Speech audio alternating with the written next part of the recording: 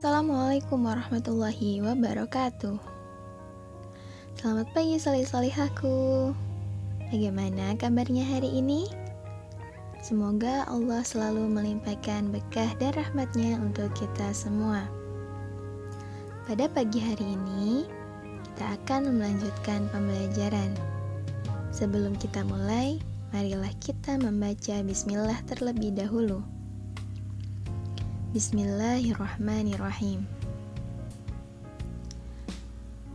Oke, pembelajaran pada pagi hari ini kita akan membahas muatan ilmu pengetahuan alam. Materi yang akan kita pelajari tentang energi alternatif.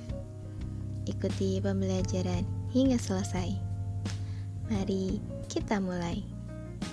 Hari ini kita akan mempelajari tentang energi alternatif. Apa sih energi alternatif? Energi alternatif adalah energi yang digunakan untuk menggantikan sumber energi yang ketersediaannya terbatas di alam, seperti minyak bumi, batu bara, dan gas alam. Nah, sumber energi alternatif sendiri berasal dari sumber energi yang dapat diperbarui dan tidak akan habis karena ketersediaannya di alam sangatlah melimpah. Nah, apa saja sih tujuannya? Kenapa kita harus menggunakan energi alternatif? Ada 3 tujuan energi alternatif. Yang pertama, mendapatkan energi yang dapat diperbarukan dan tidak akan habis. Yang kedua, mengurangi polusi. Yang ketiga, mengurangi ketergantungan pada bahan bakar fosil. Macam-macam energi alternatif.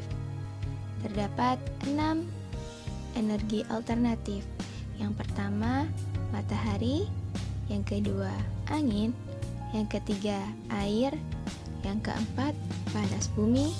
Yang kelima, gelombang air laut. Dan yang terakhir, bahan bakar bio. Kita akan mengulasnya satu persatu. Energi alternatif yang pertama adalah matahari.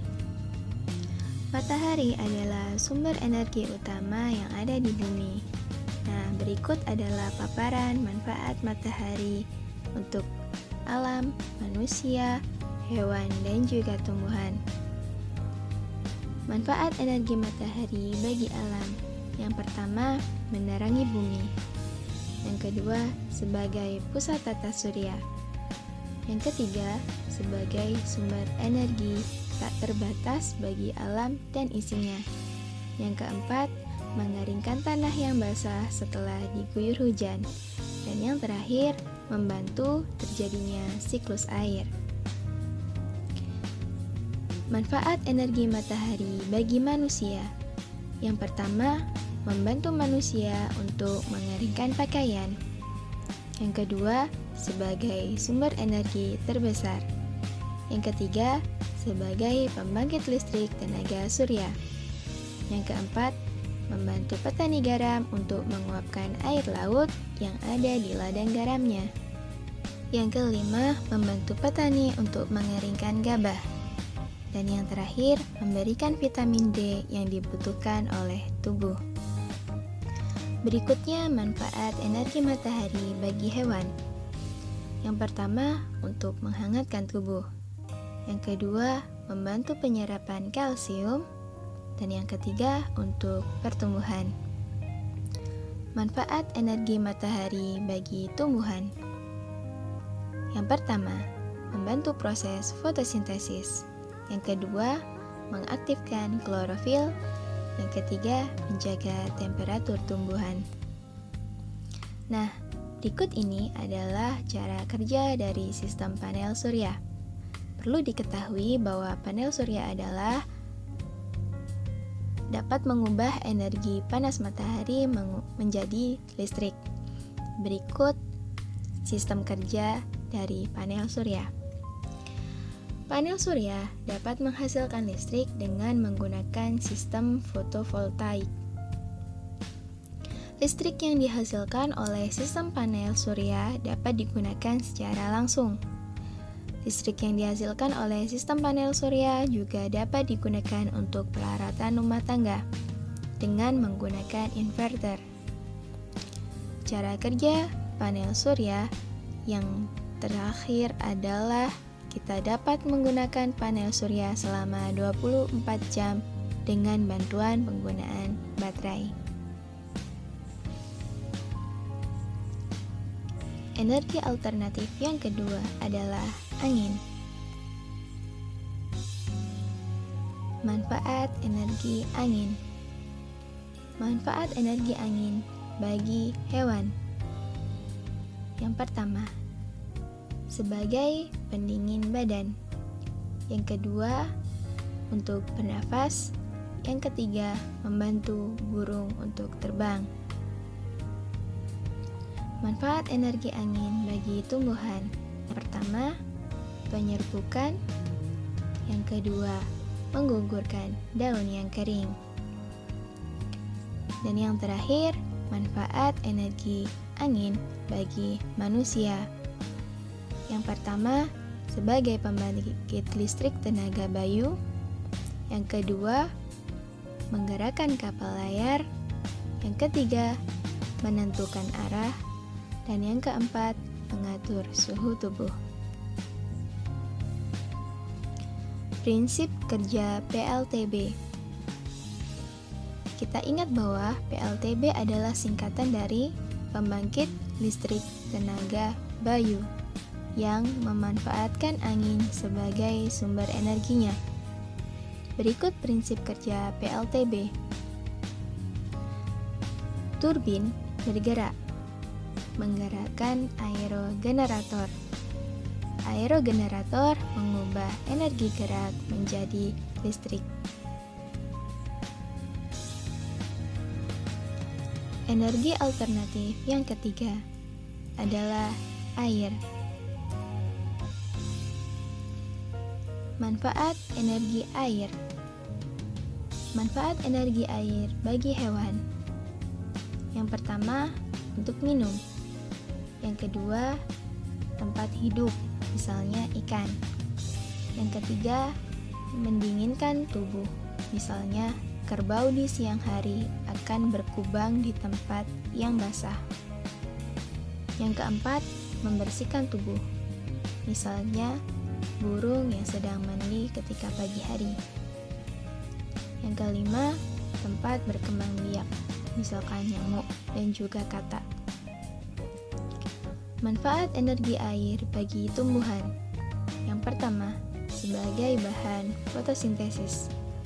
Yang kedua, melarutkan mineral untuk dibawa ke seluruh bagian tubuh tumbuhan. Yang ketiga, berkecambahan. Yang keempat, menjaga suhu lingkungan sekitar dengan cara penguapan dari daun. Dan yang terakhir, memenuhi kebutuhan air di dalam tubuh tumbuhan.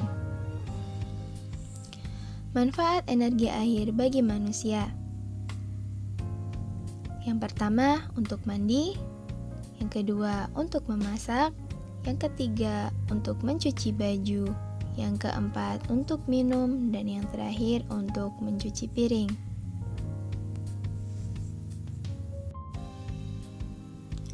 Prinsip kerja PLTA. Kita sudah mempelajari tentang prinsip kerja PLTA. PLTA sendiri adalah pembangkit listrik tenaga air yang memanfaatkan aliran air berarus deras seperti air terjun dan juga waduk. Kemudian menggerakkan kincir air yang dihubungkan dengan turbin.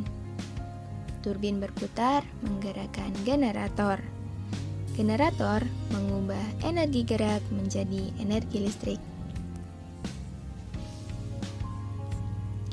Energi alternatif yang keempat berupa panas bumi. Energi panas bumi dikenal juga dengan istilah energi geotermal. Energi geotermal adalah sumber energi yang relatif ramah lingkungan karena berasal dari panas dalam bumi. Prosesnya yaitu dari air yang dipompa ke dalam bumi oleh manusia atau sebab-sebab alami seperti hujan, dikumpulkan ke permukaan bumi dalam bentuk uap. Uap yang terbentuk akan digunakan untuk menggerakkan turbin-turbin untuk memproduksi listrik. Energi alternatif yang kelima adalah gelombang air laut. Energi gelombang air laut dihasilkan dari pergerakan gelombang laut menuju darat dan juga sebaliknya. Sebagai pembangkit listrik dapat dibuat serupa dengan bendungan, tapi bedanya yang akan memanfaatkan air laut untuk memutar turbin sebagai alat untuk menghasilkan energi listrik. Kekurangan dalam pembangkit listrik ini yaitu pembangkit listrik hanya dapat menghasilkan listrik selama ombak mengalir masuk keluar. Hal ini terjadi hanya kurang lebih 10 jam dalam sehari. Energi alternatif yang keenam, bahan bakar bio. Nah, ada 3 bahan bakar bio yang akan kita pelajari. Yang pertama adalah bioetanol, biodiesel, dan juga biogas. Kita kenal dengan istilah biomasa. Yang pertama, bioetanol. Bioetanol dibuat dengan teknik fermentasi biomasa seperti umbi-umbian, jagung, atau tebu, dan dilanjutkan dengan destilasi. Destilasi adalah istilah untuk penyulingan minyak. Biasanya digunakan secara langsung maupun tidak langsung sebagai bahan bakar. Selanjutnya, biodiesel. Biodiesel adalah menggunakan bahan baku berupa minyak nyampling, minyak sawit mentah, minyak ikan, minyak jarak, flat fatty acid, distillate, dan minyak kelapa. Biodiesel digunakan pada mesin diesel tanpa memodifikasi. Dan yang terakhir adalah biogas. Biogas dapat dihasilkan oleh aktivitas anaerob atau fermentasi dari bahan-bahan organik termasuk kotoran manusia dan hewan, limbah domestik, sampah atau limbah biodegradable. Biogas dapat digunakan sebagai bahan bakar kendaraan maupun untuk menghasilkan listrik. Nah, berikut ini adalah paparan dari prinsip kerja dari biogas. Sebagai contoh adalah limbah ternak dari kotoran sapi.